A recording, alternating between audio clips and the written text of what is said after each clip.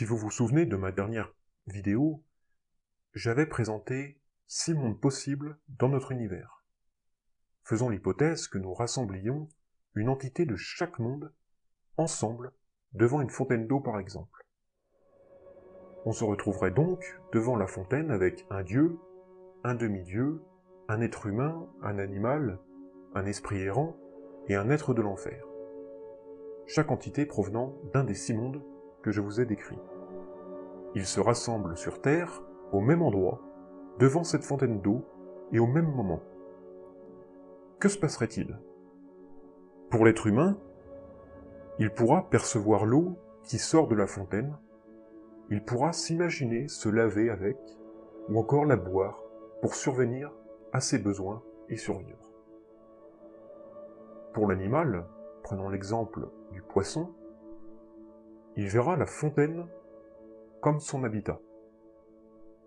Pour un dieu, l'eau sera définie comme étant un symbole, le symbole de la grâce. Pour un demi-dieu, l'eau sera perçue comme une arme.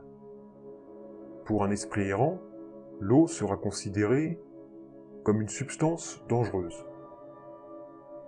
Pour un membre du monde de l'enfer, l'eau sera perçue comme de la lave.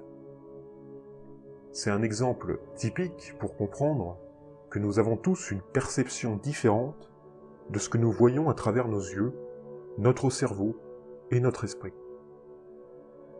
Dans le cas où 6 êtres voient tous la même chose, mais avec une perception différente, cela signifie-t-il qu'au moins 5 de ces êtres sont dans l'erreur? Ou bien sont-ils tous dans une illusion? Ce qu'ils voient n'est pas ce qu'ils pensent voir. Après tout, comment peut-il exister un élément ayant une propriété réelle? Pourquoi 2 êtres humains ont-ils une perception différente alors qu'ils se trouvent dans le même monde? Peut-être bien parce que rien n'a de véritable existence, raison pour laquelle certains voient notre planète comme un environnement agréable, et d'autres l'aperçoivent comme l'enfer. En tant qu'être humain, on distingue 3 vues. La vue dite impure, perçue par les hommes ordinaires, la vue dite expérimentée par les pratiquants spirituels, et la vue dite pure pour tous les êtres éveillés. Les êtres éveillés ont en effet une vision totalement parfaite sur le monde et peuvent observer la nature véritable de toute chose. La vue impure, quant à elle, nous rend aveugles envers la nature intrinsèque de ce que nous percevons. À force de renaître et de remourir, l'illusion se renforce, sans que nous nous en rendions compte. S'éveiller permet d'avoir une vision entièrement différente, et tout ce que nous voyons devient l'infini. Vous seriez surpris de savoir le nombre de philosophes européens, d'artistes et de scientifiques s'intéressant à la vue pure. D'après le Bouddha, quand on atteint l'éveil, la couche superficielle de l'élément que nous voyons devant nous disparaît. Puis nous percevons la nature infinie de l'objet en question, comme si nous allégions l'objet pour le voir en plus grand, dans toute sa splendeur.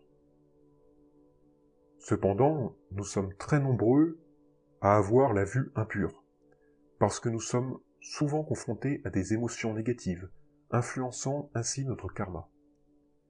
Et comme je vous l'ai dit, c'est le karma qui déroule le papyrus de notre vie, et donc de ce que nous pouvons voir et ne pas voir. Comme nous ne parvenons pas à apercevoir la nature réelle de toute chose, nous prenons le bonheur ou la souffrance pour réalité. L'homme ordinaire se dit « La vie n'est faite que de bonheur et de souffrance, donc c'est la réalité. » Ainsi, comment pourrait-il croire que ce qu'il ne voit pas est réel? En se convainquant lui-même que sa vision est sa propre réalité, il se dirige tout droit vers une nouvelle renaissance. Pour arrêter ce cycle du samsara, tout se joue maintenant. Nos actes s'écrivent sur la facture de votre avenir. Il est temps de ne plus perdre de temps et de nous préparer à mourir avec une vision différente pour que notre karma nous ouvre la vision pure. De cette façon, nous quitterons la renaissance, l'illusion, la souffrance, puis une nouvelle mort. Votre vie est l'occasion de vous préparer et de méditer. C'est l'objectif de la grande phase transitive de la vie. Ne laissons pas notre esprit errer. Je vous remercie pour votre soutien et vos messages. On se retrouve la semaine prochaine pour une nouvelle vidéo.